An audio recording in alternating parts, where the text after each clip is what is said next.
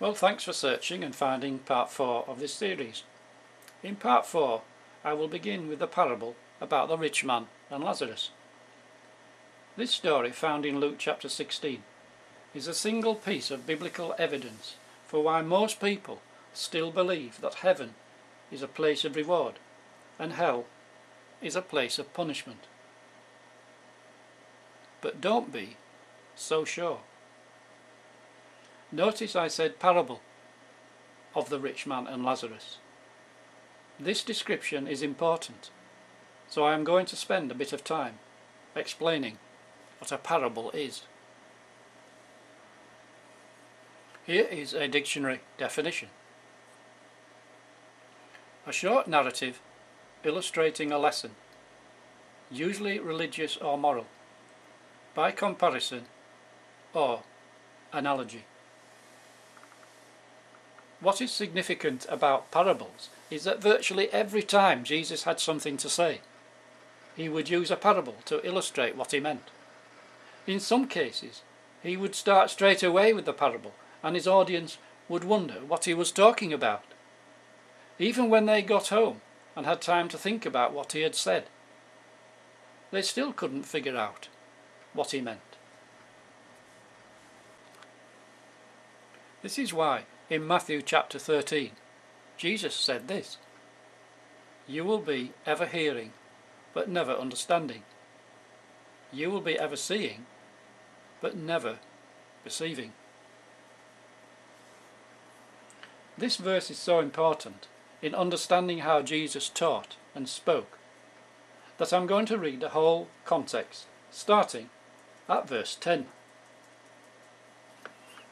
The disciples came to Jesus and asked, "Why do you speak to the people in parables?" He replied, "The knowledge of the secrets of the kingdom of heaven has been given to you, but not to them.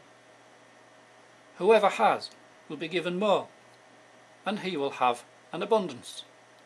Whoever does not have, even what he has will be taken from him. This is why I speak to them in parables. Though seeing, they do not see. Though hearing, they do not hear or understand. In them is fulfilled the prophecy of Isaiah. You will be ever hearing, but never understanding. You will be ever seeing, but never perceiving." In fact, almost the entire Bible is based on allegory, metaphor, mystery, and parable. And we have to work hard to sort out the whole puzzle ourselves. In the first book of the Bible, called Genesis, we have all these. The world was made in 6 days. A snake was able to speak and make moral decisions. The first woman was made from the rib of the first man. All species of animals were able to fit on board a small boat without tearing each other to pieces. The whole earth was flooded. People are forced to speak different languages because they built a tall tower at Babel. Abraham was ordered to kill his own son. Remember, this is just the first book in the Bible. Believe me, the list goes on. Remember what I said in part 1 of this video talk. When you read the Bible, be very careful how you interpret what you read. So let's go back to Luke chapter 16 and the story of the rich man and Lazarus. And remember that this is a parable. There was a rich man who was dressed in purple and fine linen and lived in luxury every day. At his gate was laid a beggar named Lazarus, covered with sores and longing to eat what fell from the rich man's table. Even the dogs came and licked his sores. The time came when the beggar died, and the angels carried him to Abraham's side. The rich man also died and was buried. In hell, where he was in torment, he looked up and saw Abraham far away, with Lazarus by his side. So he called to him, Father Abraham, have pity on me, and send Lazarus to dip the tip of his finger in water and cool my tongue, because I am in agony in this fire. But Abraham replied, Son, remember that in your lifetime you received your good things, while Lazarus received bad things. But now he is comforted here, and you are in agony.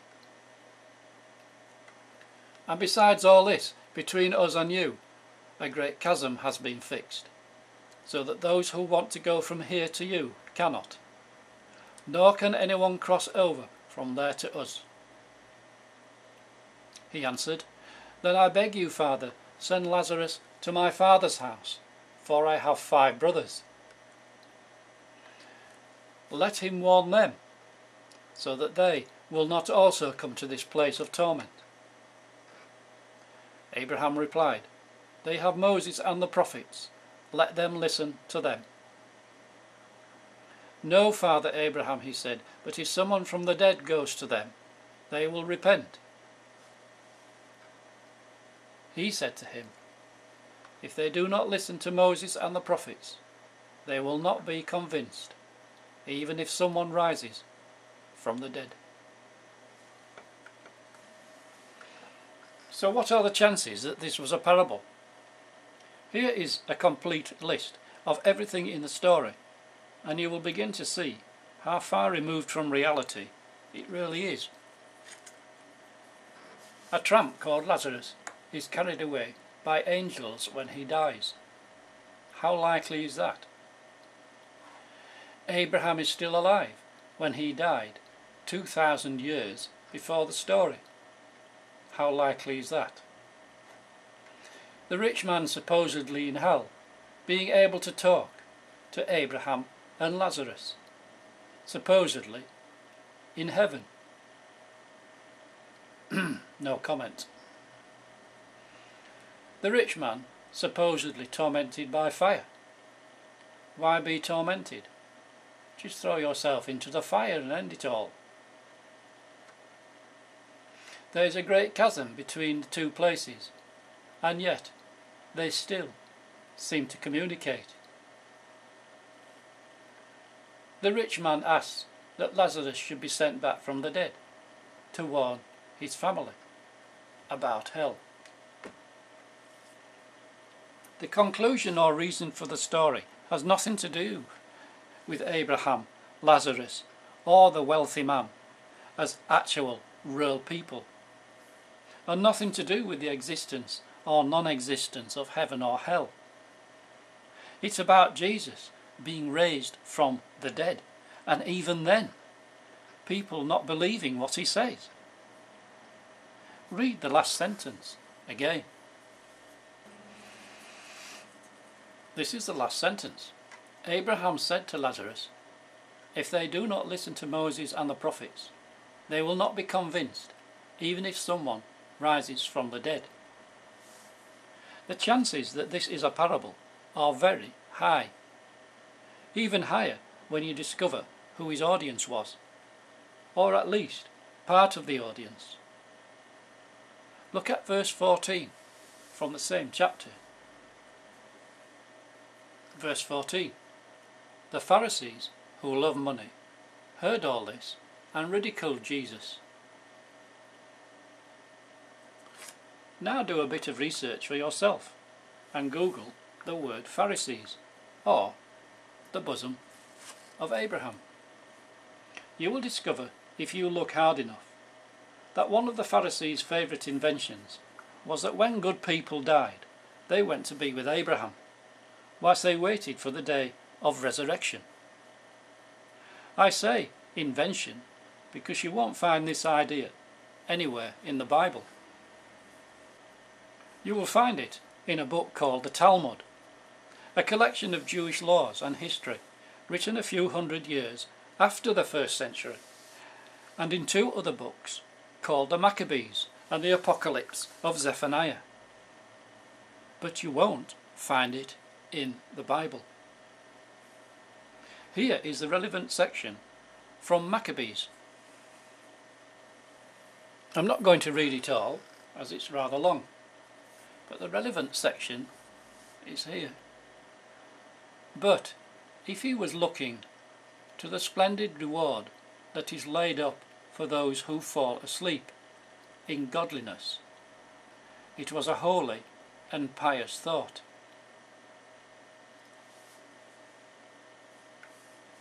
So it is fairly certain that Jesus was using a parable based on a set of beliefs of his audience, which were supposedly based on Abraham, the founder and father of the Jewish people, somehow surviving his own death and looking after everybody else that died as well. The purpose of the parable was to show that when Jesus was raised from the dead, the same people who were listening to him there and then would still choose to ignore him. Notice the last few lines where Jesus himself explains the parable. Abraham replied, "They have Moses and the prophets. Let them listen to them." "No, Father Abraham," he said, "but if someone from the dead goes to them, they will repent." But Abraham said to him, "If they do not listen to Moses and the prophets, they will not be convinced, even if someone rises from the dead." So this parable was not a teaching about heaven and hell, but about Jesus being raised from the dead, and people still not believing what he said. If you don't believe what Jesus said, then you could be living proof of this parable, just as the Pharisees were 2,000 years ago. Jesus spoke a similar parable about Noah's Ark in much the same way. No one knows about that day or hour, not even the angels in heaven, nor the Son, but only the Father. As it was in the days of Noah, so it will be at the coming of the Son of Man. For in the days before the flood, people were eating and drinking, marrying and giving in marriage, up to the day Noah entered the ark.